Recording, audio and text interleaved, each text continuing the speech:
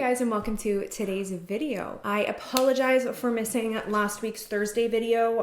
It was my son's birthday the week before and I just didn't end up filming and editing like I normally do, so I got a little bit behind, but we're back on track and today we're going to be doing a very exciting eyeshadow tutorial.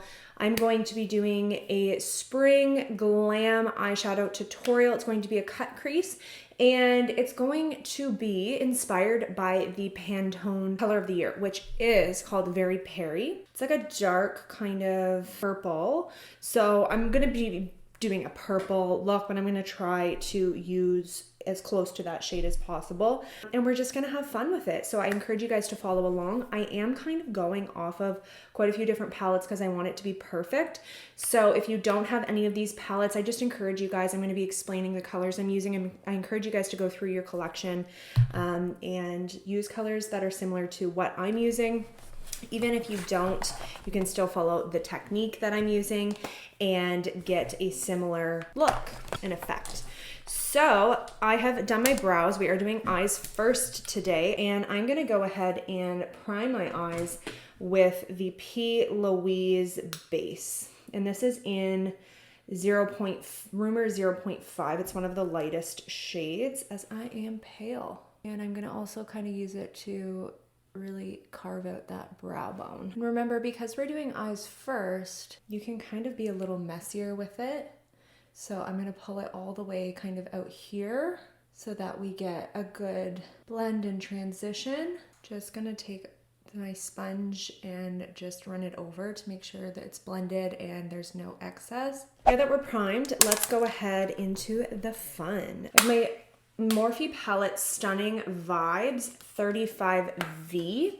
So it's kind of a mixture of warm and cool tones. So we're gonna go off of these two shades right here. We're actually gonna mix them. So it's like a darker, almost navy blue and like a dark plummy purple. It is the shade Fling and Bad Boy from the Morphe 35V. I'm going to take, this is a dual-ended It Cosmetics brush, but basically what I want is like a flat, really precise brush. So we're going to dip into both of those shades and kind of mix them. We're going to start all the way in here and just do a rough line for the cut crease. Remember, you're going to be cutting the crease out and blending upwards, so it doesn't have to be perfect. And then we'll bring it up a little bit like that, just like that. This color is maybe not quite as bright as the Pantone Color of the Year, but as I said, once we finish the look, I think it's just more inspired. It doesn't have to be perfect. And when I do think of spring, I do think of a lot of colors. I think of pastels, I think of pinks and like yellows and greens, but a lot of what I do think of is purples actually. So this is kind of perfect. Okay, so now that we have a rough shape going, we're going to start to blend. So I'm going to take a very small kind of tapered brush and just start to buff that. I just want to start the beginning of the blending, and don't worry if it softens the color because we will reinforce the shape. We're just starting the blending process, the transition process.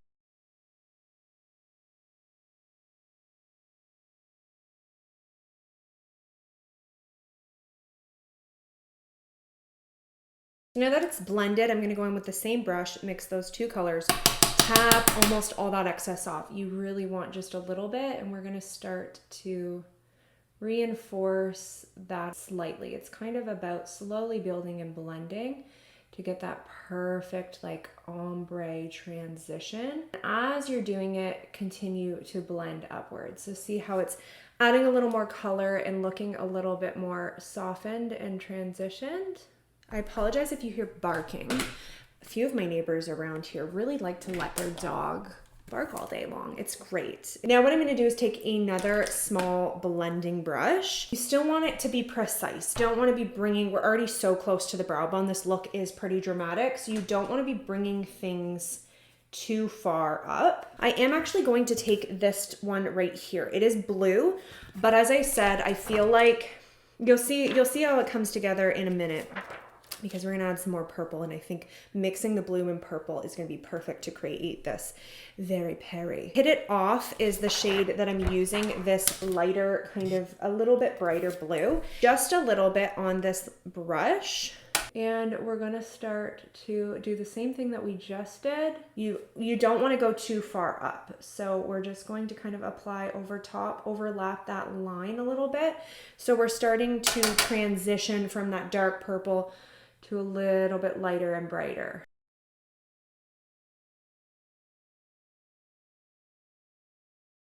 And a tip that I will recommend if you want to kind of apply the most pigmented, like in the crease, but then still kind of have it blend upwards, is hold your brush down. So the pigment's on the end of this brush here. So we're applying it there, but the bristles on the sides are going to also, in at the very same time, soften those edges. If you're more interested in like everyday looks, I will be doing a very simple, very easy, much more natural spring look very soon. So don't you worry if you're like, no, I can't handle this. This is too much for me. I will have a look for you guys as well. But I encourage you guys to just try it, like just have fun with it. So now that we've started the blending, I'm just gonna go back and reinforce that shape a little bit. So I'm wanting to keep it nice and low, kind of on the bottom where we started, and we're just going to reinforce the first two shades, and you're going to see the difference in a second of how much more defined it looks, and I think it just makes it look a little bit more clean. As I said, it's about building and blending. You still can go over a little bit to make sure there's no harsh line. Do you just see how much more defined that is? Oh, I love it. I don't do enough of these fun looks. If you guys like these looks, let me know. And I'm gonna even blend outwards this way so that there's no harsh line there. You can always clean it up a little bit, right? And I know I did my eyes first, but honestly, if you use the P. Louise base, you do not get any fallout, seriously. It is like the best if you're playing with fun colors, cut creases. It's honestly the best. So now what I'm gonna do is take my Viseart palette again. I apologize, I'm going off of, I guess it's only 2. That's not that bad. So I'm gonna go off of the Viseart Liason palette, which is a very purple based palette, and I'm gonna take this one right here, which literally matches my nails perfectly. As you can see, I'm feeling the purple. And I'm gonna take like a nice fluffy brush, the other end of this, and I'm gonna go into that light purple, top of my excess, and we're gonna start to soften that edge, further blend that out. And I know we've come really far up to the brow bone, so if you wanna kind of soften that, all you have to do is take you can either take like a white, a cream, and tuck it right under that brow bone to almost highlight it, to make sure that we aren't too dark. And I'm gonna be taking the Clinique Take the Day Off makeup remover. You can use whatever makeup remover you have, micellar water, and we're gonna cut that crease. So by doing this, you're gonna make it even more precise.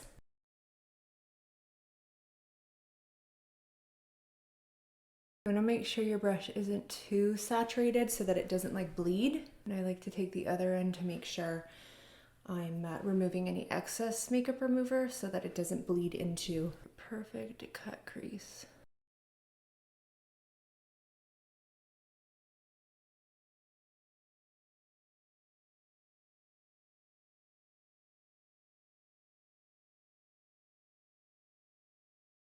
Make sure this edge is nice and precise. So what a difference, eh?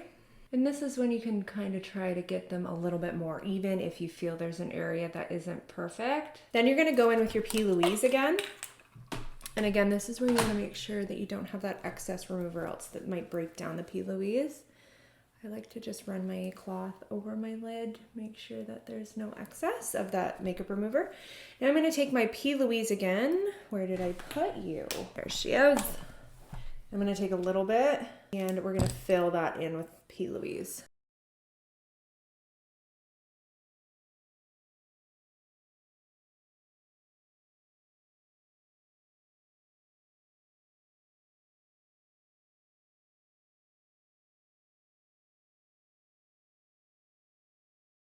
So now what we're gonna do is create a wing to kind of connect, not connect it to, but connect it all together. So I'm gonna go back into those dark blue and purple shades that we started the cut crease with and use a angled liner brush, and we're gonna create a wing.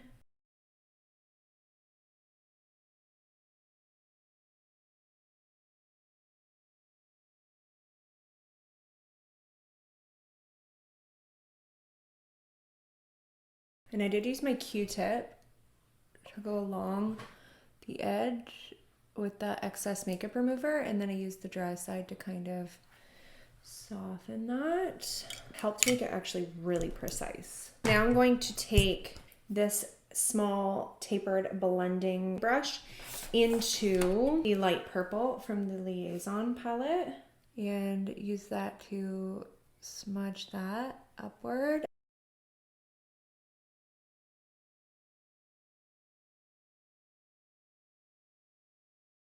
So you could go in with a powder with a brush and apply, you could even keep it matte and use like a matte shadow in there. You could, I mean, technically leave it like this, but I like glitter, I like metallic, I like fun. And the reason I'm gonna go in with a liquid one, I just like the bam of a liquid eyeshadow. I'm gonna take the Ciate London cream eyeshadow in the shade Eye Luster, sorry. I'm gonna have the shade linked down below because it's not on the tube here and I forget the name of it. So I'm gonna go in and apply that all the way down into the inner corner and along the cut crease. I don't wanna overlap the wing, so I'm just gonna apply it right above it. And I'm gonna take a little bit of this on a brush, that really precise. I also find applying like metallic or glitter can help really define a cut crease if you have trouble getting that like precise line. Next is mascara. I'm going to be using the Maybelline Sky High. You're going to be adding some lashes. I feel like you gotta have lashes with a look this dramatic. These lashes I actually got from Marshall's. I get them for my clients because you can get like sometimes like a 10 pack for 20 bucks, so cheap, and they're really nice lashes. So these ones I actually don't even know, I'll link them if they are still available.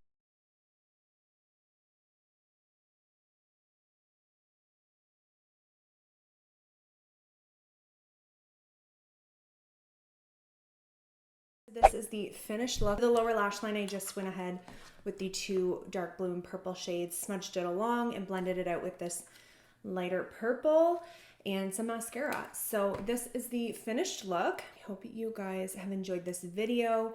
Again, if you are a little intimidated by this look, if this is not a look that you would actually, you know, use for day to day, most people I guess wouldn't, but if it's not a look that you would actually want to recreate, then stay tuned. I will have another spring look that is much more easy and everyday and natural. So I will be probably posting that on Saturday for my Fab and Five. I hope you guys enjoyed. Thank you so much for watching. If you did enjoy, give me a thumbs up. Don't forget to subscribe to my channel, and I will see you guys next time.